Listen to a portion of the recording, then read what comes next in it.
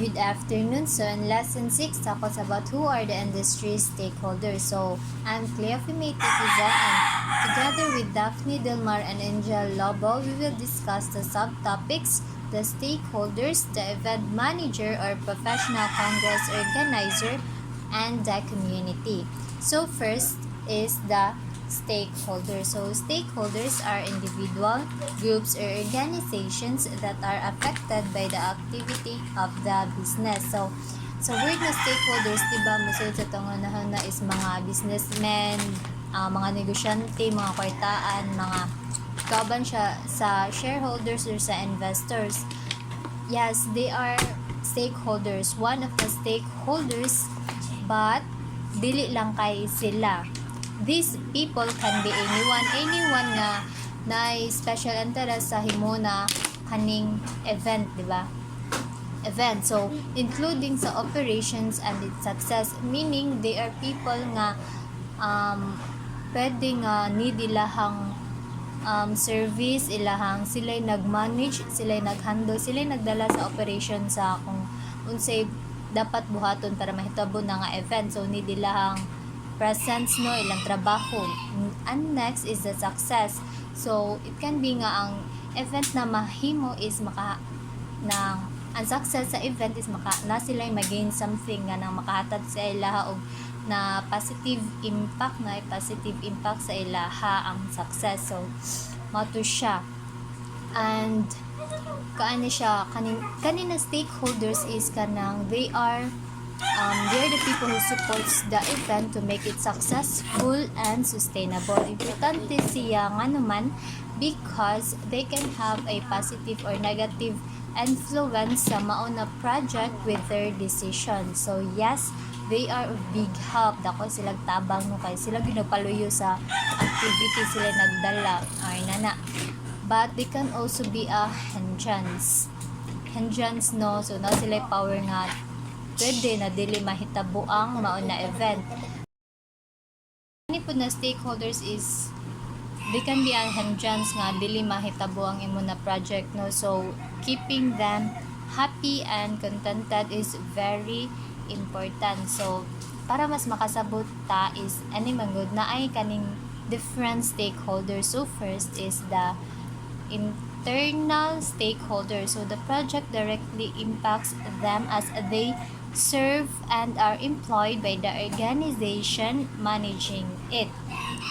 So word na internal is sa sud. Asa mo siya nasud? Sud siya sa organization. So they are the people who are employed sa mga organization, no. So example kaning mga owners lang. So first is ano sila mga heads, bosses, mo command or to give the approval, no, sa kanang i-present na event. So pwede na mabilang din ang mga shareholders, ang mga investors, ang mga owners tagiyan, no. So of course nam sila money nga gilandi rin na business. So they are part of the stakeholders. So para mudako ilang money. And another example is the event manager. So ang event is not possible without event manager. Kaya of course, as we all know, sila man ang nag-manage sa whole operation na sila nag-designate sa task. So diba, sa report sa group 3 is nakabauta nga naay ka ng sa pag-organize og event is naay ka ng team. So kato sila is part of the stakeholders, no. So they are the staff, utang talang staff. So ang event manager is i-designate niya ang mga task, no, kung kinsay kaya nga mo-handle ato, and then kato sila ng mga staff, sila na ma-head sa mga line na operation. So sila they are need ilahang cooperation lang service. So they are ilan ang gibuhat because gisulduan mo sila to para mabuhatan na ilan ang source of income, ilang trabaho. So they are part of the stakeholders because sila nag-handle, sila need ilang service, ilang trabaho. Ato siya.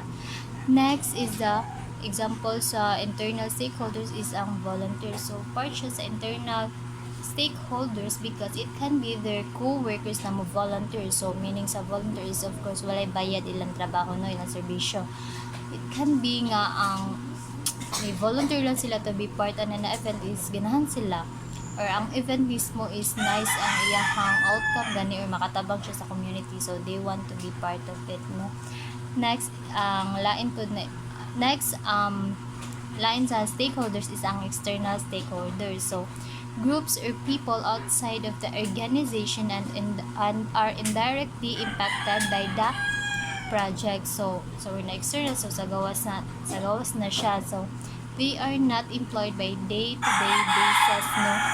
So example ani is kaning of course ang suppliers. So sa paghimo sa event is naman ay kinahanglan na mga gamit, no. So katong nasa internal stakeholders, katong mga staff is sila mo reach out sa kaning stakeholders, ilang suppliers, no.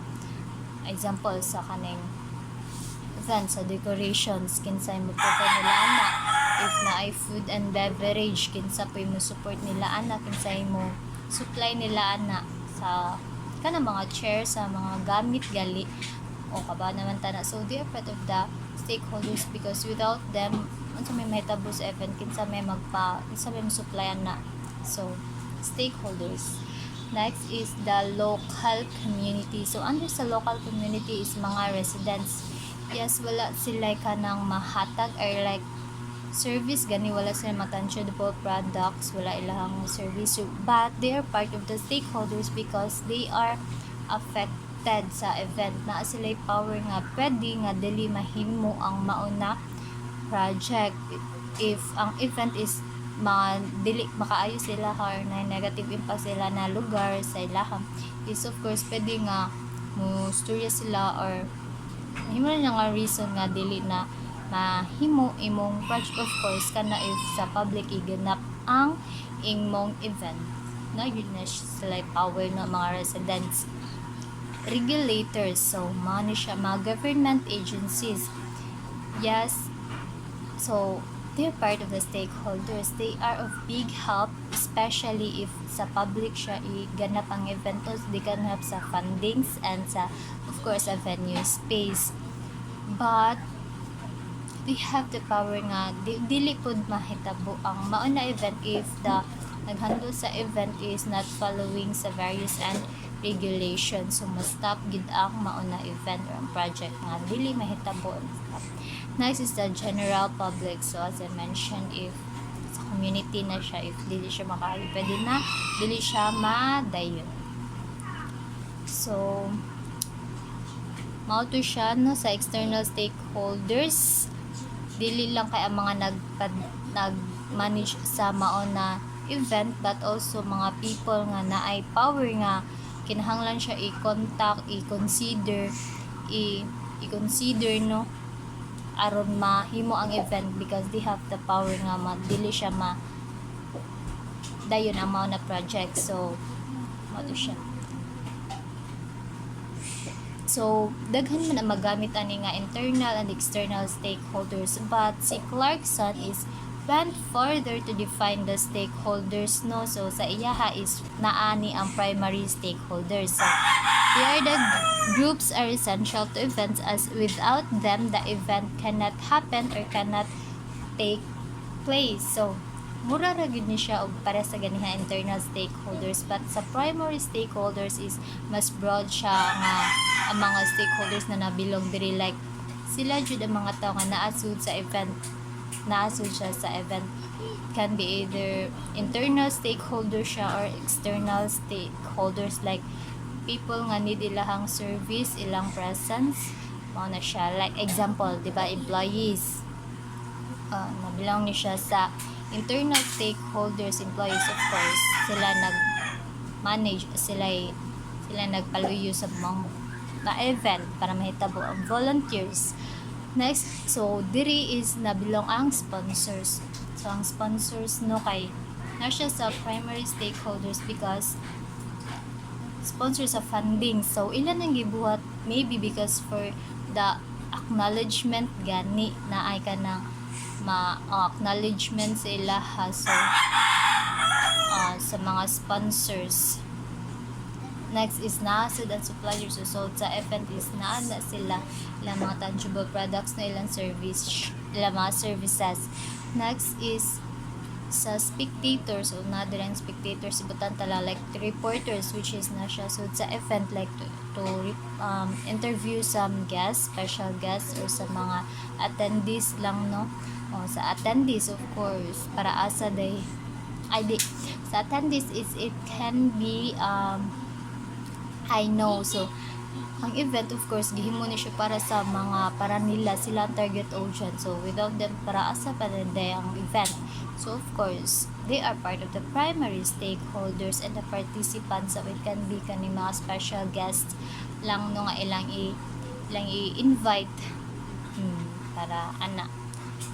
Next is the secondary stakeholders are also important to the success and survival of the event but do not have the same direct impact upon the event as primary stakeholders. So, how ba ni siya sa external dili. Sa secondary stakeholders is mga people nga importante pod kaayo but wala sila sa sulod sa kaning mao na event like wala sila service na dili wala sila ang like the government of course nag-support na sila manapaluyo na the host community sa area no emergency services so sa emergency services pwede diri nga ato mga police in case of emergency gali mao na siya nabilang siya sa secondary stakeholders because important gid siya ba of course basta na event na gid na siya no kay who knows sa mga emergencies. General business. So, sa general business, under din niya kay mga negosyo nga dool sa area no nga pwede na maapektuhan nila negosyo like sa traffic. Inana, they are partner stakeholders kay kinahanglan pud nimo sila connect gani para walay problem. And next is the media and tourism organization. So, so stakeholders so conclusion is ang shareholders are stakeholders but not all stakeholders are shareholders no kaya maglibog man ta na kay mao ra man na ato ang familiar ganita kaning sa shareholders no they are yes kay sa stakeholders di ba bisag kinsa ram to ikan di employees the volunteers sa mga outside they are not all stakeholders dili sila tanan kay shareholders but shareholders are all stakeholders mao siya sa conclusion. It's certain that you will work with stakeholders and key decision makers at some point. Stakeholder management is the process of maintaining good relationships with the people who have the most impact on your work. Communicating with each one in the right way can play a vital part in keeping them on board. As careers develop, the actions you take start to affect more and more people. The more people you affect, the more likely it is that some of them will have significant power and influence over your work. Stakeholders could be strong supporters of your projects, or they could block them, so you need to connect with your stakeholders in the right way and aim to win them over as soon as possible. Let's now have a quick look at 3 simple steps to stakeholder management. Let's take a look at step 1. You can find them by speaking to the team, your project manager, and looking at the company's organisational chart. Every company has one. Now for step 2. This simple tool helps you categorise stakeholders by the power and influence they have on your project. Each quadrant indicates the level of stakeholder management that you will need to employ. For step 3. Managing stakeholders and those that impact your project the most takes assertiveness and resilience. Some projects will test you, especially when they don't go exactly as you have planned, and these moments of challenge can be stressful and affect your usual style of communication in a negative way. Emotional intelligence is needed in these moments. Take a second to acknowledge how you're feeling and how it's affecting what it is you're trying to say to them. Reframe your thoughts, adjust your actions, and go again. Other appropriate behaviours to consider would be to be respectful at all times. Ensure what you're doing is adding value, and having the ability to adjust your communication style to suit the style of the person you're communicating with goes a long way in being recognized as someone who can be trusted, is easy to work with, and delivers. So sa video is makita na to no nga like gi-manage niya yan stakeholders. So of course daghan kay na lista sa stakeholders no na affected sa imong event.